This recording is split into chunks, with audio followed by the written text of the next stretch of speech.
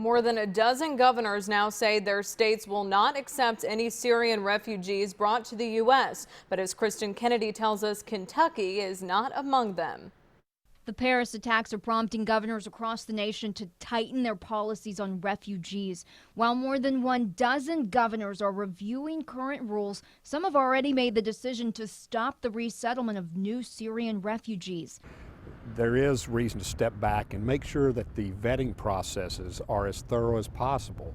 We don't want to come off xenophobic, but we also don't want to open the doors unwittingly to people who could come in concealed and cause problems here in America. Former FBI agent Clay Mason is encouraging the governor to work with the State Department. As long as I'm governor, we're going to be looking at the Syrian refugee problem on a case-by-case basis. Governor-elect Matt Bevin thinks differently, releasing this statement late Monday afternoon. "My primary responsibility will be to protect the citizens of the Commonwealth.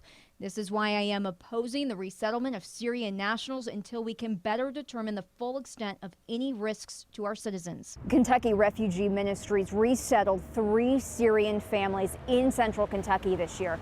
They went through a 2-year vetting process. There are layers upon layers upon layers of checks before people actually arrive. Barbara Klein works with refugees in Lexington. She says they go through more than 30 security and medical checks before they can settle in the U.S. The people that you see on the news every night tonight and who are just now arriving in Europe, if any of those people are admitted to the U.S. as refugees, it's going to be after they go through all of those steps, and it is not going to be anytime soon. Kristen Kennedy, WYMT Mountain News.